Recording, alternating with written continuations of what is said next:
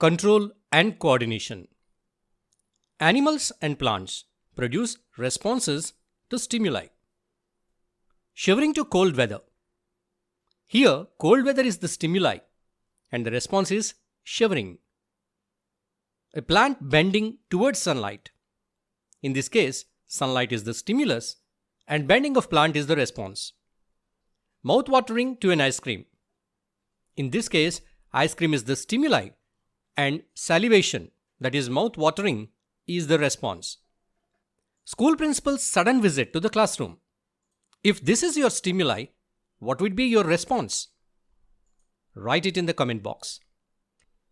But why do organisms produce responses to stimuli? Most of the responses produced by the organisms protect them from the dangerous stimuli. But which systems help the organisms to produce responses to stimuli? Nervous system and hormonal systems help the organisms to produce responses to stimuli. Nerve cells play an important role in detecting the stimuli. Nerve cells are also called as neurons. Each neuron has different parts like cell body, nucleus, dendrites, axon, and nerve endings. The neurons that are present in the sense organs have specialized tips called as receptors. These receptors detect the stimuli and converts it into electrical impulses. So we have different types of receptors in our body. Some receptors detect the smell, some receptors detect the pain, some detect the temperature, some detect the taste. The receptors that are present in the nose are called olfactory receptors. They help in detecting the smell. The receptors that are present in our tongue, which helps in detecting the taste, are called as gustatory receptors. The information that is collected by the receptors is carried by the neurons to other parts of the nervous system. So the neurons carry the information to different parts of the nervous system. This is called as nerve conduction. The neurons collect the nerve impulses by their dendrites and pass them to the other neurons by their nerve endings. So the collection of nerve impulses takes place at the dendrites and passing of nerve impulses to the next neuron by their nerve endings. But here, the nerve endings of one neuron and dendrites of another neuron are not directly attached to one another. There is some gap between them. This junction is called as synapse. If the endings of one neuron and the starting of another neuron, if they are not directly connected, then how the conduction of nerve impulse takes place? How the signals pass from one neuron to another neuron if there is such gap? See, at the end of the nerve terminals of a neuron, the electrical impulses are converted into chemical signals. This chemical signal is in the form of a gas. It crosses the gap and reaches the dendrites of another neuron. There, it is again converted to electrical signal. The neurons that carry the information from sense organs to brain or spinal cord are called sensory neurons. Sensory neurons usually carry the information about the stimuli. The neurons that carry the information from brain or spinal cord to muscles or glands are called motor neurons. So these neurons, they bring the orders from the brain or spinal cord to different body parts.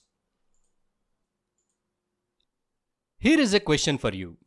Which neurons are called afferent neurons? Sensory neurons?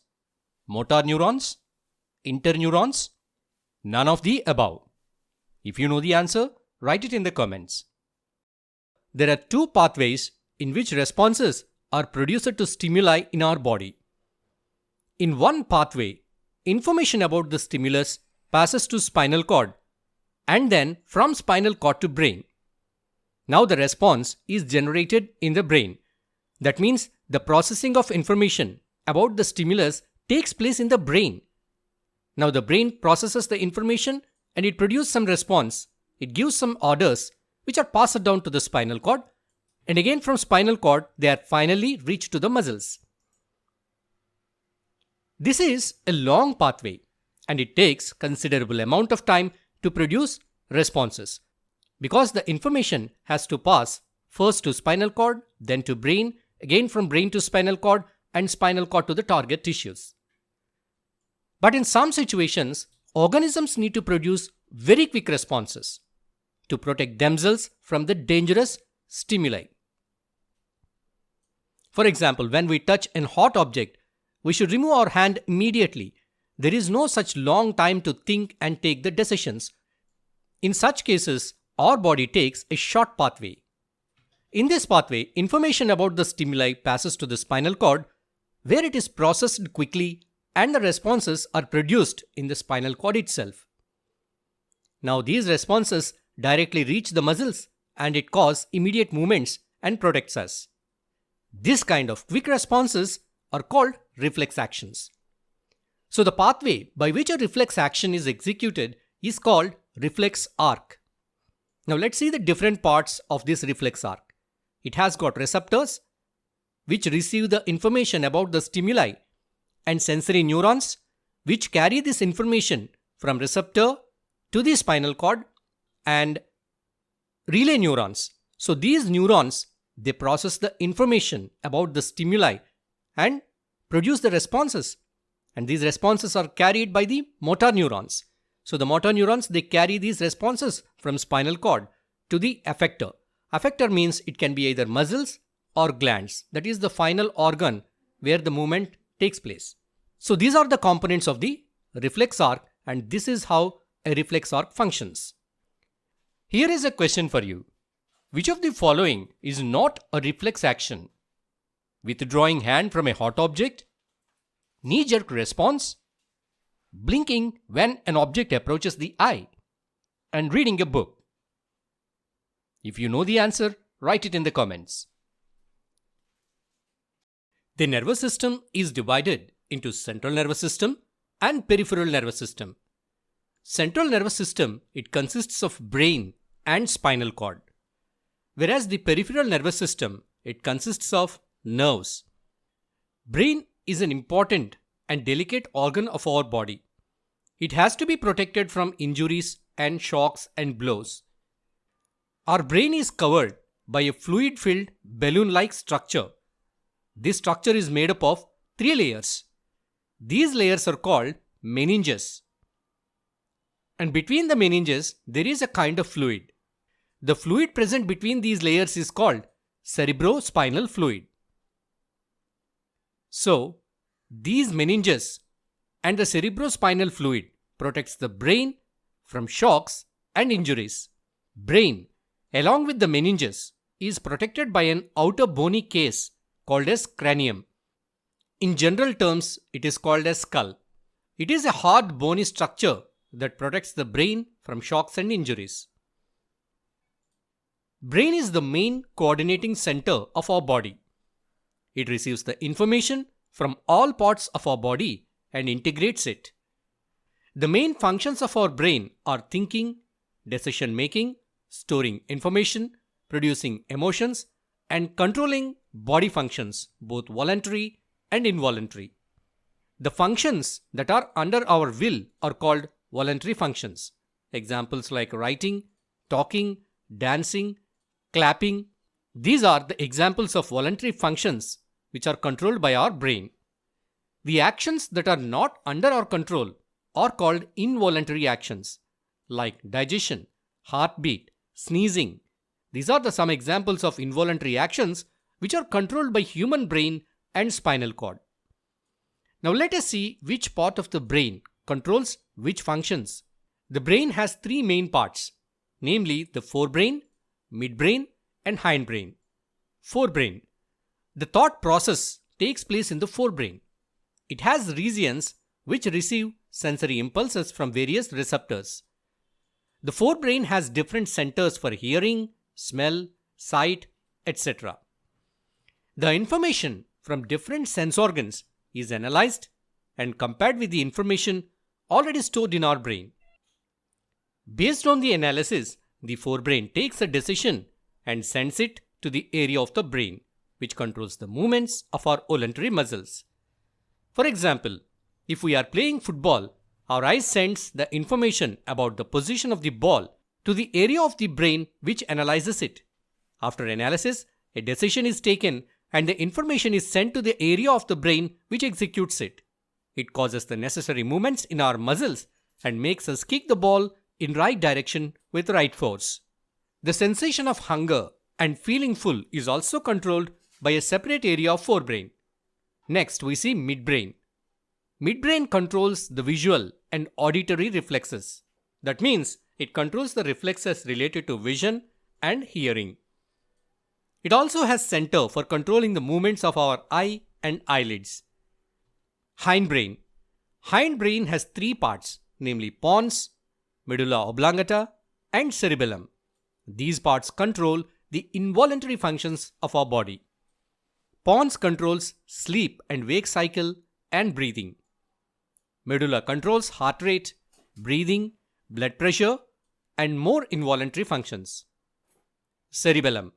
It is responsible for precision of voluntary actions and maintaining posture and balance of the body, like walking in a straight line, riding a bicycle, drawing an art. All these are possible because of cerebellum. Here is a tough question for you. If you answer this, you are a legend.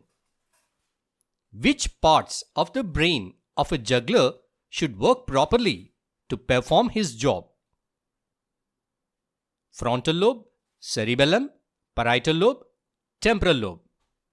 The options 1, 2 and 3, 1, 3 and 4, 2, 3 and 4, 1, 2 and 4.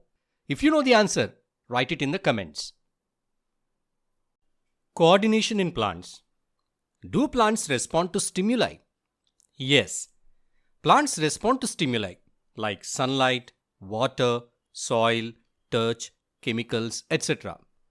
But most of these responses are in the form of movements. That means plants show movements for sunlight, water, soil, touch, and chemicals. For example, stems bending towards sunlight. We observe this phenomena. Plant stems bend towards sunlight. And roots of the plants, they grow towards the soil or water. And tendrils of the plants, which have weak stems, like creepers, we can observe that the tendrils of the plants coil around the support. And we also observe the closing of leaves of touch-me-not plant when it is touched. So all these are the responses that are produced in the form of movements. Then how do plants produce movements? We know that animals produce movements with the help of nervous system and muscular system. But plants do not have neither nervous system nor a muscular system, like in animals, to produce movements. The movements in plants are caused either by growth or by changing the shape of the cell. Now let us see which movements in plants are caused due to growth. The movements in plant pods like stem moving towards sunlight, roots growing towards soil, and tendrils coiling around some support, and the pollen tube from the pollen grain growing towards the ovule, all these are caused due to growth. In fact, these movements are the responses for different stimuli. The directional movements that are shown by plants in response to environmental stimuli are called trophic movements. Movement of plant parts towards sunlight is called phototrophism. Example, stem bending towards light.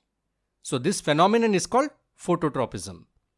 And movement of plant parts towards the soil is called geotropism. Example, roots growing towards soil.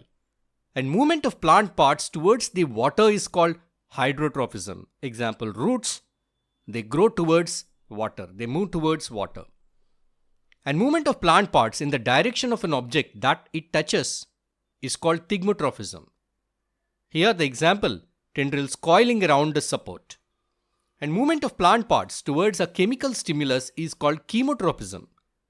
So this is observed in pollen tube. The pollen tube, it grows towards the ovule. When a pollen grain reaches the stigma of a flower, the pollen grain germinates and it grows the pollen tube. Now let's see what causes the tropic movements in plants. Tropic movements in plants are caused due to some special compounds called as phytohormones, means plant hormones.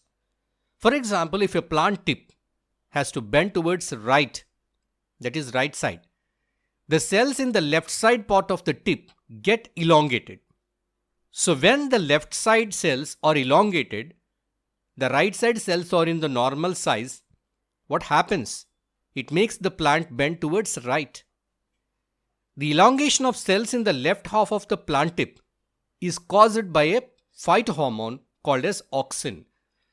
This plant hormone, auxin, helps in the elongation of cells in one side. So it leads to bending of the tip. In this way, the movements are caused by the hormones. Here is a question for you. Which of the following is not an example of chemotropism? Growth of pollen tubes towards ovules, roots growing towards nutrients in the soil, growth of tendrils around a support, roots growing towards water. If you know the right answer, write it in the comments. Let us see some major phytohormones and their functions. The 5 major phytohormones are auxins, gibberellins, cytokinins, ethylene and abscisic acid.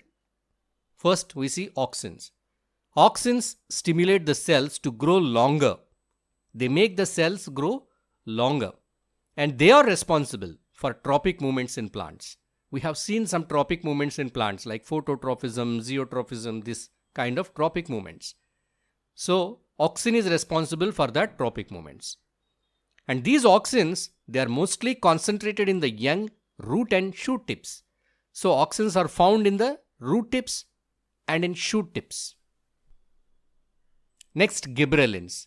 Gibberellins helps in the stem and root elongation in plants. They also help in the plant growth. They help in the elongation of stem and root. Cytokinins. Cytokinins promote cell division. They help in the cell division. Cell division means formation of new cells. So when new cells are formed, that is called as growth. The weight, the mass of the plant increases, the size of the plant increases. And these cytokinins are mostly found in fruits, seeds. In fruits and seeds, rapid cell division takes place. The size of the fruit increases day by day till it completely grown. So how the size of the fruit increases? By repeated cell divisions. So the cell divisions are promoted by which hormone? Cytokinin. And next, abscisic acid. This hormone acts as a growth inhibitor. Inhibitor means which stops. So abscisic acid stops the growth. So this hormone helps in the wilting of leaves. When the leaves become old, they turn yellow in color. Finally, they get detached from the stem and falls down. So this process is initiated by this hormone abscisic acid. And ethylene. Ethylene is a phytohormone. It stimulates ripening of fruits. Once the fruit is completely grown, then the fruit it gets ripened. The ripening of fruit takes place and it is activated by the hormone ethylene. So this is all about the plant hormones. Here is a question for you. Which of the following is a function of gibberellins? Phototrophism, seed germination, ripening of fruits, cell division. If you know the right answer, write it in the comments. Now let us see the hormones in animals.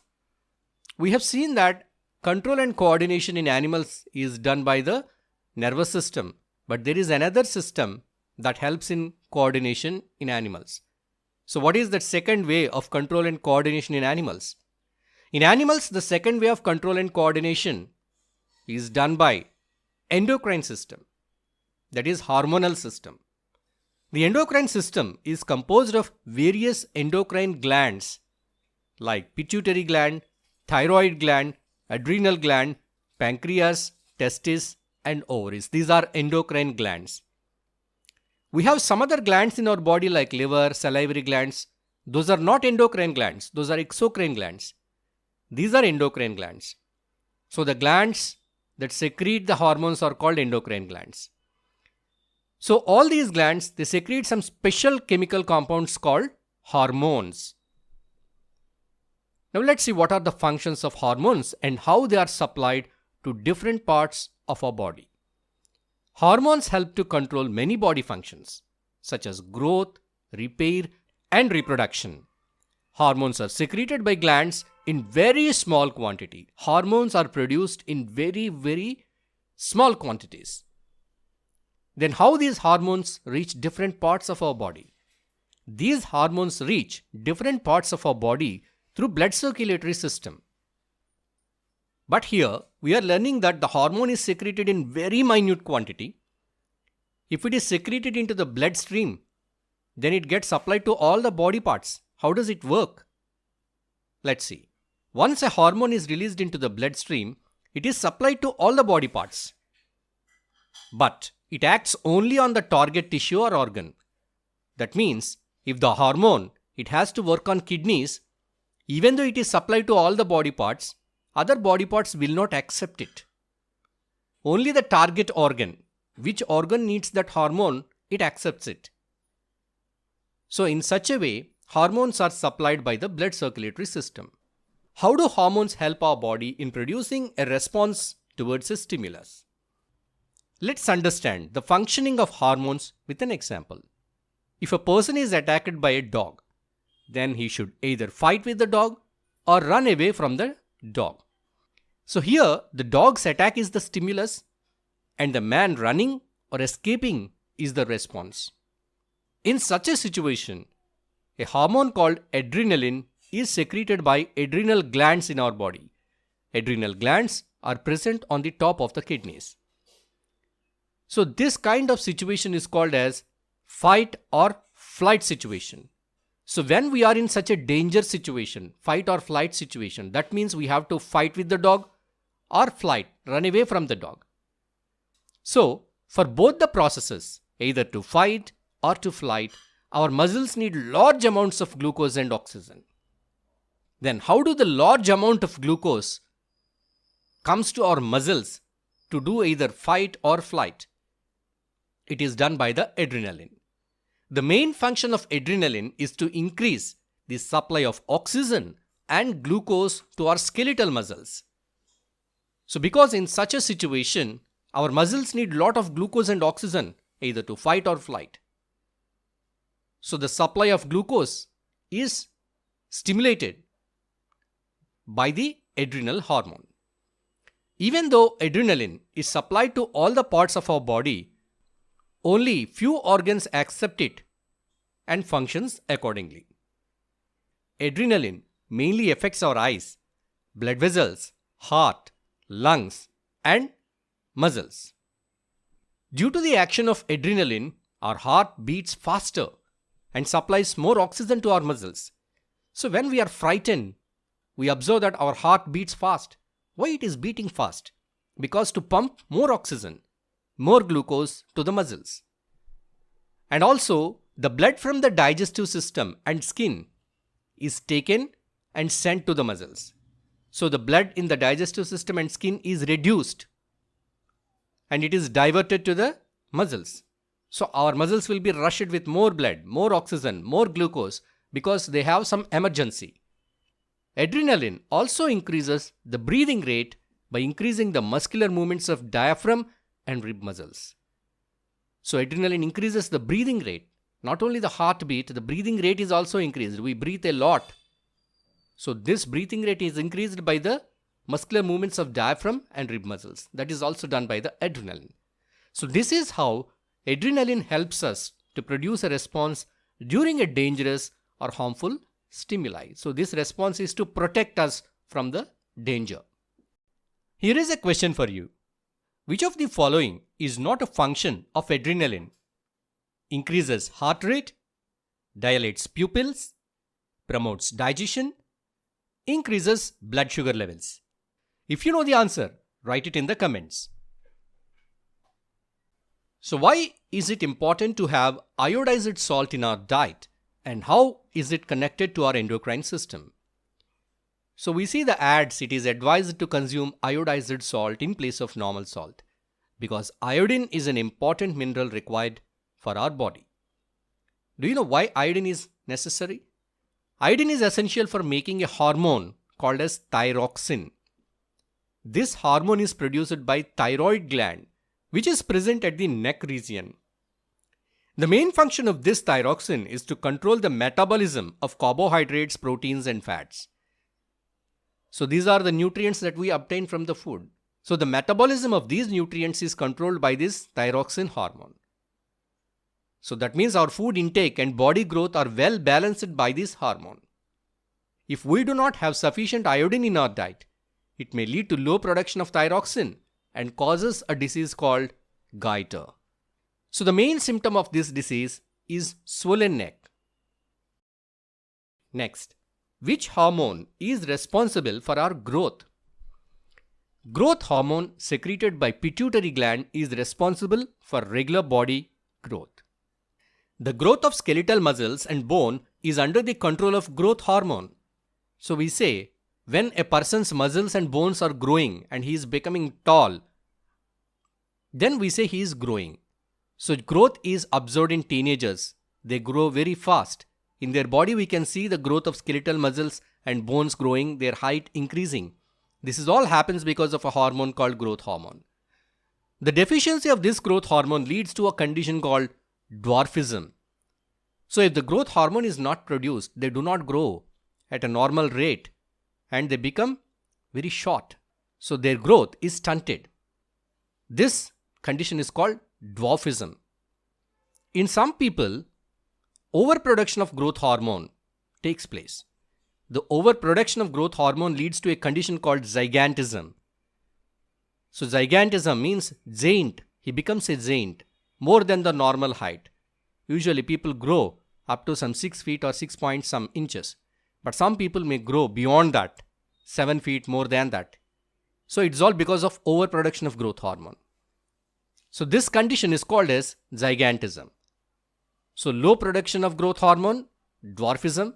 Overproduction of growth hormone, gigantism. Next, which hormone is called the male hormone and why is it called so? Testosterone is called as male sex hormone. It is called so because it helps in the development of secondary sexual characters like growth of mustache, growth of beard, development of testes, and production of sperms in boys. Which hormone is called female sex hormone and why is it called so? Estrogen is called as female sex hormone. It is called so because it helps in the development of secondary sexual characters in females like development of breasts, beginning of menstruation, development of ovaries, etc. Why do doctors suggest some people to eat less sugars and starchy foods in their diet? Doctors suggest some people to eat less sugary and starchy foods because they are suffering from a disease called as diabetes. Our blood contains glucose. The normal level of glucose in our blood is 99 milligrams per 100 ml of blood. If our blood glucose level rises, then a hormone called insulin is secreted by our pancreas. This insulin controls the raising blood sugar levels. But in some people, due to the malfunctioning of insulin producing cells of pancreas, less insulin is produced, which leads to a high level of blood sugar. Such a condition is called diabetes. High levels of blood sugar causes harmful effects on our body. Diabetic people are more prone to the diseases related to heart, kidney, eye, and nerve. Thanks for watching. Please like the video. Please share this video with your friends. Please subscribe to Grade Booster channel. Press the bell icon to get all the latest updates. Check the description to find links of other useful videos. Check the end screens for our new videos.